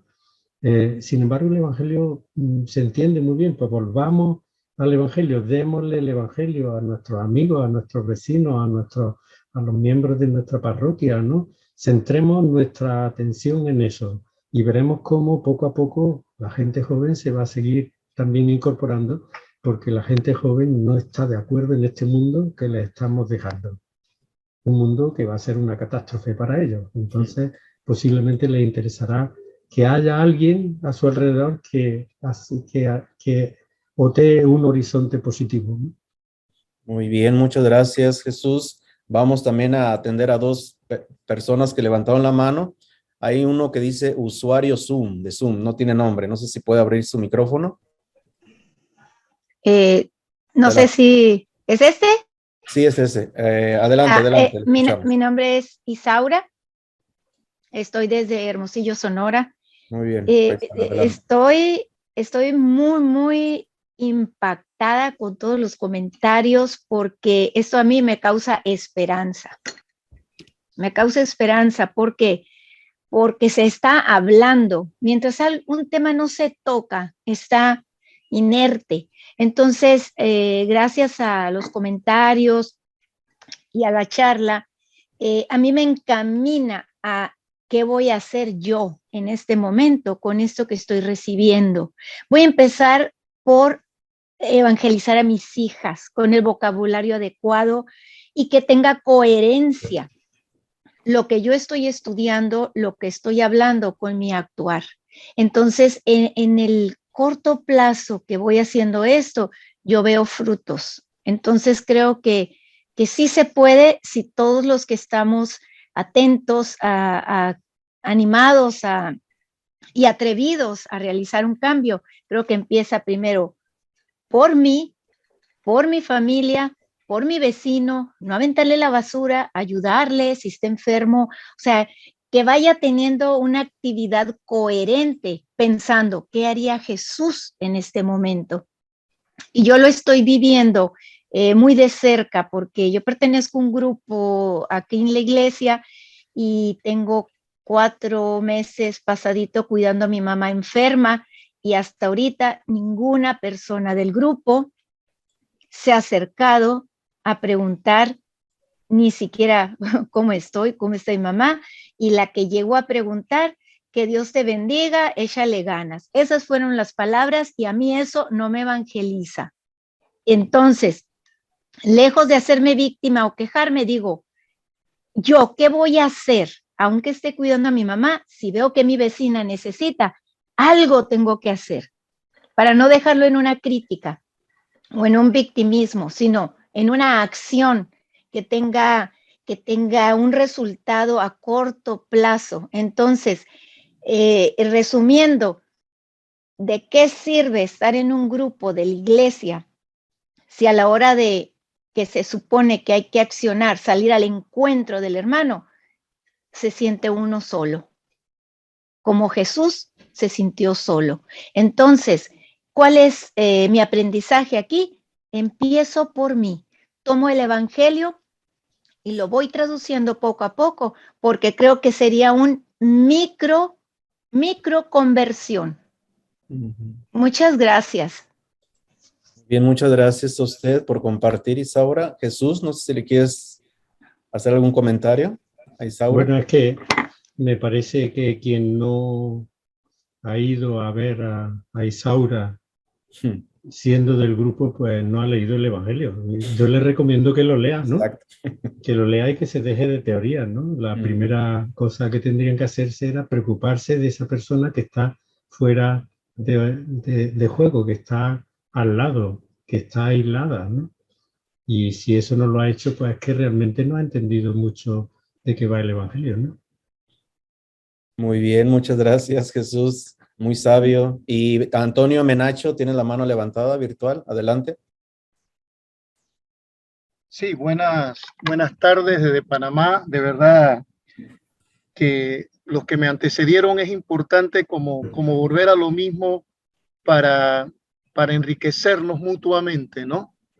Yo siento que volver al Evangelio es un reto, y solamente con las traducciones que se ha dado del Evangelio, decir buena noticia es que nosotros como cristianos tenemos que ser buena noticia a aquellas personas que están alrededor de nosotros y que tienen muchas angustias, muchos dolores. Yo siento que el gran dilema ahora mismo es que, bueno, no tengo dinero, porque a veces dicen no tengo dinero. Pues yo le digo personalmente que el dinero ayuda, pero no es el único medio. Y por eso me gusta la parte alternativa que menciona Jesús Palay. Cuando uno va a las comunidades indígenas, cuando uno va a las comunidades afro, a veces uno se sorprende que hacen maravillas sin dinero. Una olla en común, ¿ah?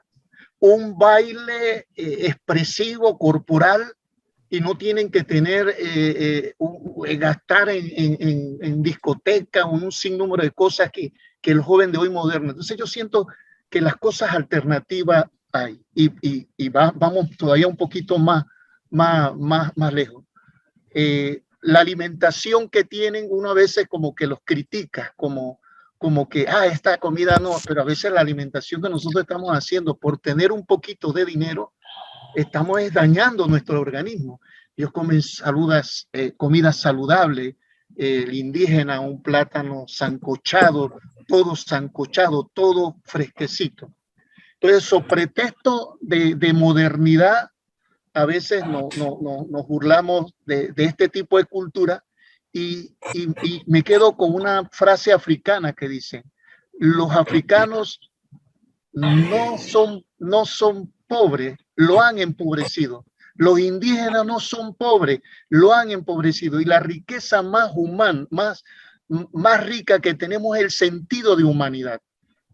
Yo, por ejemplo, que le doy gracias a Dios a ese sacerdote que pudo ser buena noticia cuando llegué a Panamá con sueños de superarme.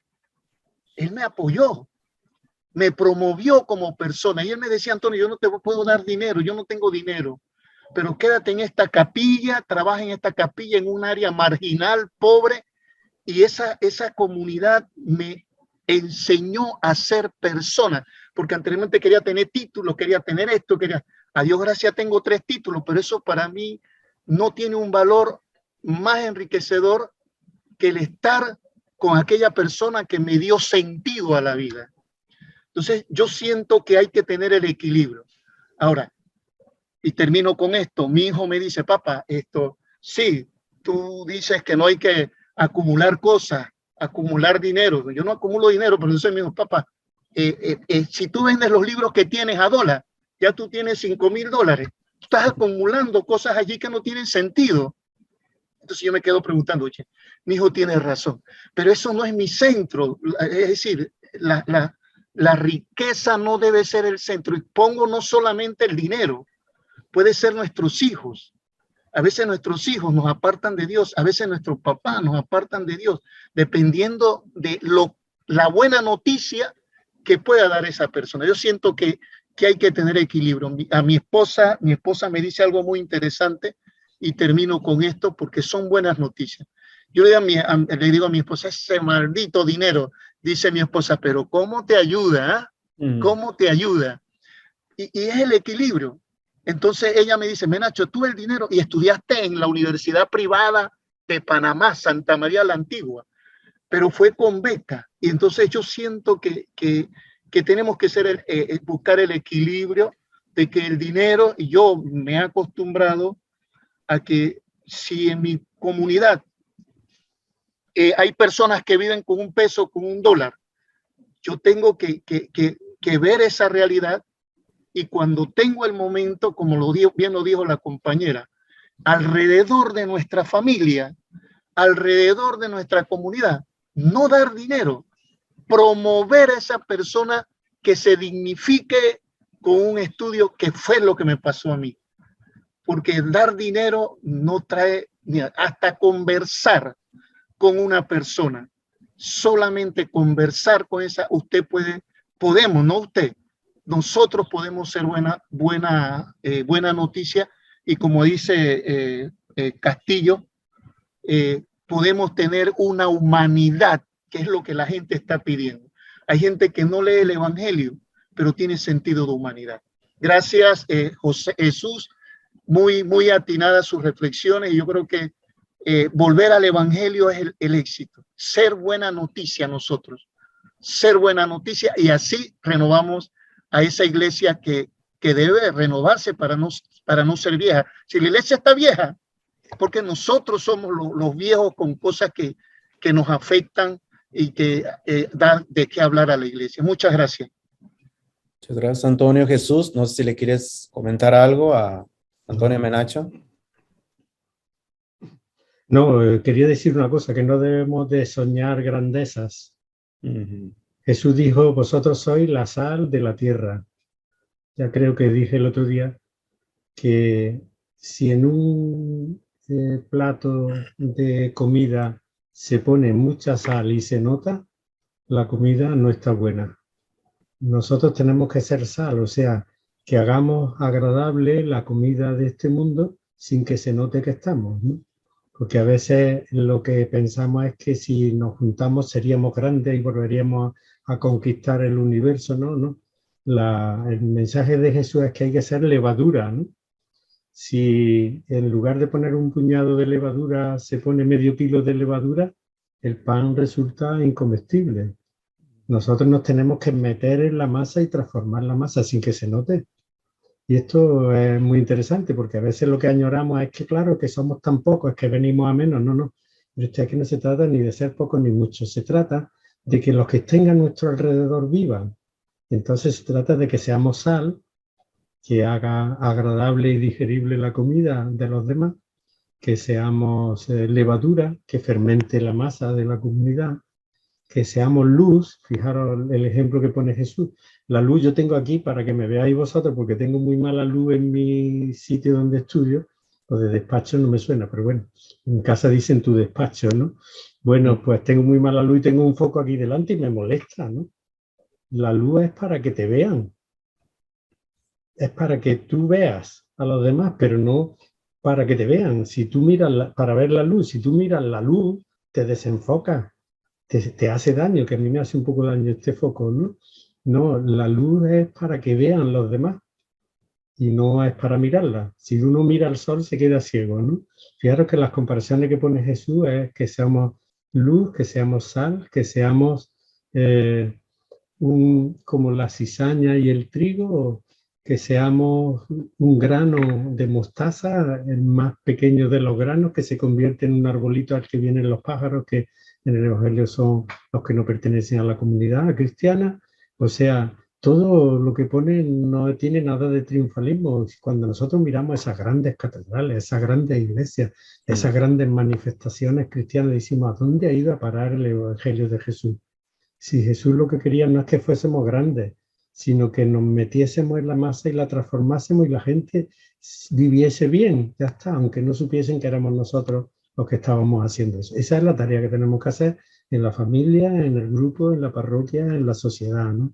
Hacer la vida vivible, ¿no? Y no un mundo inhabitable, ¿no? Y de hecho sin protagonismo, o sea, que no es porque nosotros somos cristianos, ¿no? Si alguno nos lo pregunta, se lo podemos explicar. Si no, no hace falta dar explicaciones. Simplemente podemos actuar con los demás que quieran sal, aunque no sean creyentes, que quieran ser sal, o que quieran ser luz, o que quieran ser cualquier cosa que transforme la sociedad, ¿no? No se trata de ponernos un letrero diciendo soy cristiano y por eso no, simplemente yo soy una persona que sigo los pasos de Jesús y trato de transformar la sociedad sin grandes alarmismos, ¿no? Muy bien. Ajá. Muchas gracias, Jesús, por todo lo que nos has compartido. Todavía tenemos como unos 5 minutitos de tal vez alguna intervención más antes de dar los avisos finales. ¿Alguien que quiera compartir algo puede abrir su micrófono? No veo ninguna mano virtual. Entonces, alguien libremente, si quiere compartir, preguntar algo, aprovechen al profesor Jesús. Isaura nuevamente. Adelante, Isaura.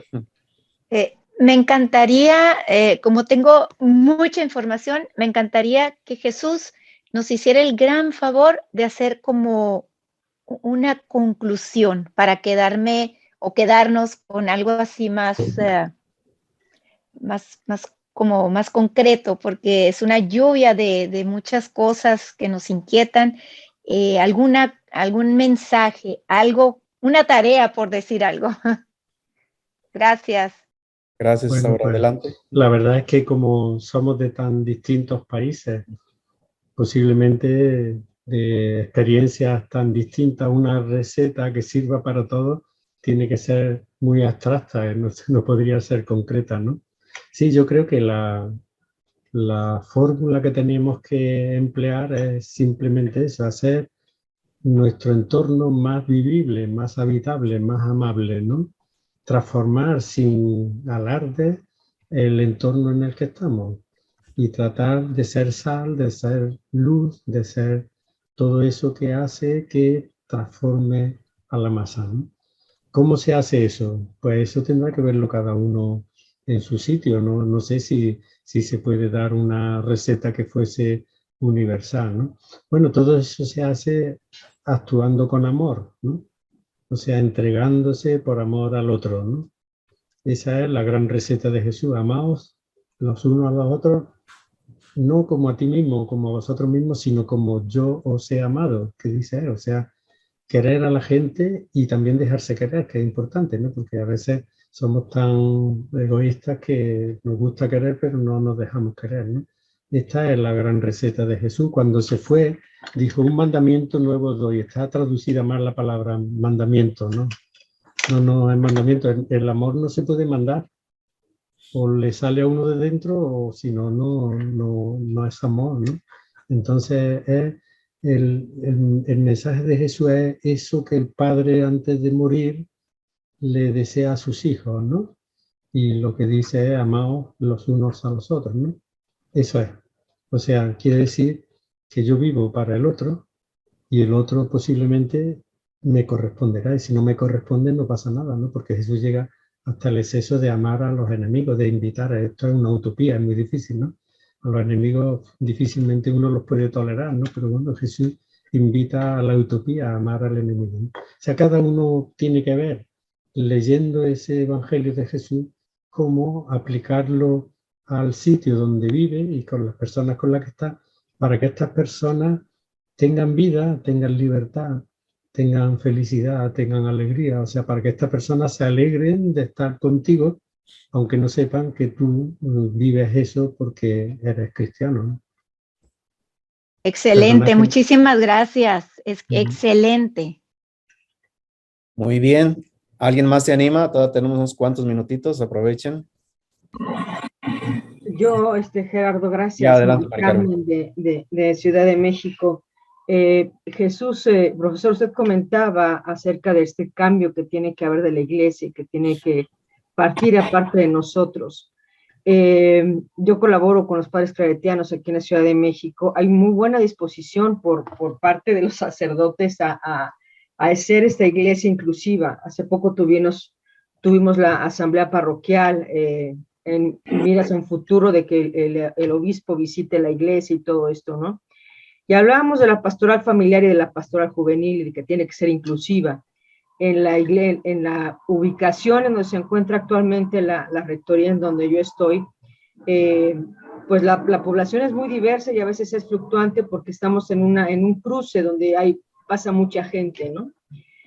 Sin embargo, a veces lo difícil no es que la gente se acerque a la iglesia, sino que la misma gente que hace las pastorales en la iglesia no se abre a esta inclusión y a estos nuevos diálogos, a este nuevo cambio de términos, ¿no? De hablar diferente, de que las cosas sean más sencillas, más digeribles. Y algo que comentaba yo con el rector con el padre René acerca de esto, es que uno de los comentarios de las personas que estuvimos en la asamblea, de una de las mujeres que es catequista, que mencionó acerca de ser una pastoral familiar inclusiva, incluyente, hablando de todo, ¿no? Desde los discapacitados hasta la gente con diferencias sexuales, ¿no? Y nos sorprendió porque esta es una persona muy conservadora que rechaza a veces este tipo de situaciones, ¿no? Entonces, sí es muy importante todo esto que usted dice acerca del cambio, de generar este cambio en la iglesia y que la gente ya no va precisamente porque lo que escuchan pues no les interesa, ¿no? Mi propia hija se ha alejado un poco de la iglesia precisamente porque dice, qué aburrido, o sea, siempre es lo mismo, ¿no? Y ya no quiero ir a escuchar siempre lo mismo sin que haya un cambio, ¿no? Y digo, bueno, el cambio también tiene que ser por parte tuya y de las actividades que tú tengas. Y ella, de alguna manera, tiene su vida positiva en el sentido de que ayuda a la demás gente. A veces pienso que es más cristiana que muchos de los cristianos que asisten a misa, ¿no? Pero esta barrera que hay también es propiciada por la misma gente que trabaja dentro de las iglesias, dentro de las parroquias, ¿no? A veces es un poquito complicado y a veces uno es mal visto porque habla de este tipo de situaciones, ¿no? Y es como, me vienes a mover aquí mi situación y mi iglesia y no quiero que me muevas mi estabilidad, así estoy bien y mejor vete tú porque tú eres la que estás haciendo ruido, ¿no? Y yo creo que es un trabajo bien importante que también hay que tratarlo a veces con pinzas para que la gente tampoco se aleje, ¿no? Y tampoco perder lo que ya se tiene por ganar a los otros, ¿no? Y bueno, es muy complicado y muchísimas gracias, profesor, por su plática del día de hoy, muy, muy gratificante y inspiradora. Bueno, yo quiero decir que realmente hay parroquias, habrá iglesias, hay comunidades que lo hacen muy bien, por supuesto. Cuando hablo del estereotipo que tenemos. Pero sí quiero decir una cosa. El objetivo nuestro no es que la gente venga a la iglesia, sino que la iglesia vaya a la gente. Eso es. O sea, no es que vengan a la iglesia o que vengan a los sacramentos o que vengan a misa o que sean como nosotros, no. Es que nosotros vayamos a ellos, ¿no? Y yendo a ellos, tratemos de transformar su vida. Ese debe ser el objetivo. O sea, nuestro objetivo es hacia afuera, no hacia adentro. Casi siempre los movimientos parroquiales pues miran a los feligreses que van a la misa el domingo, a los que van a las catequesis, a toda esta cosa, ¿no? No, es que el objetivo del párroco, del cura o de la comunidad es ir allí donde no va nadie. O sea, ir a aquella gente a la que nadie va, porque a los que va para que hay que ir. Claro, No sé si me explico, el movimiento tiene que ser al revés, o sea, no es que vengan a la iglesia. Fijaros, yo tengo 2 hijas, bueno, no son ya tan jóvenes, tienen 36, 38 años, ¿no? No son creyentes y son buenas ciudadanas y son solidarias, ¿no? Pero no he sabido cómo transmitirle este entusiasmo por el Evangelio, ¿no? ¿Por qué? Pues no sé, yo no sé por qué, pero en realidad es que a lo mejor yo no he sabido ir a ella, en lugar de que ellas vengan a mí, ¿no? Entonces, bueno, a lo mejor no le hacía falta tampoco, quiere decir que para lo importante es que sean solidarias, que sean austeras, lo importante es que no pongan como valor supremo el dinero. Todo esto son valores humanos, no cristianos, porque le hemos llamado valores cristianos, no son valores humanos, ¿no? Que es lo que propugna el Evangelio. Bueno, si además de eso creen en Jesús y en Dios, pues mejor, ¿no? Y si no, pues tampoco va a pasar gran cosa, ¿no? Pero el movimiento tiene que ser, no que tratemos de que la gente venga a la iglesia, y la iglesia entendida muchas veces como local, ¿no? Que difícilmente van a venir, sino que nosotros vayamos a la gente, ¿no? Si es justamente si es justamente lo que estaba platicando yo ese día con el rector de la iglesia, que había que salir, había que ver de qué manera hacer los grupos para salir o uno mismo salir a buscar esto, ¿no? Y me pasa lo mismo que a usted con su hija. Mi hija también tiene 29 años y qué pasó ahí que no sabe uno cómo hacerles que tengan este amor por la lectura del Evangelio, ¿no? Seguramente porque los jóvenes de su generación no encuentran nada atractivo en esa iglesia. Ya está. Así es. No hemos hecho atractivas nuestras comunidades, ni nuestras liturgias, ni nuestros sacramentos, ni nada. No son atractivos, no les dicen nada. Hablan otro idioma, ¿no? Y aquí hay un caso curioso en el que es la misma iglesia la que impide que la gente llegue al Evangelio. Pienso yo, ¿no? Bueno, todo esto habría que discutirlo porque supongo que hay muchas cosas en las que vosotros no estáis de acuerdo, ¿no? No, muy bien, creo que, bueno, el tiempo se nos va. Te agradecemos nuevamente, Jesús, por habernos compartido toda esta sabiduría, todos estos conocimientos y sobre todo tu experiencia personal. Solamente les voy a recordar de los avisos.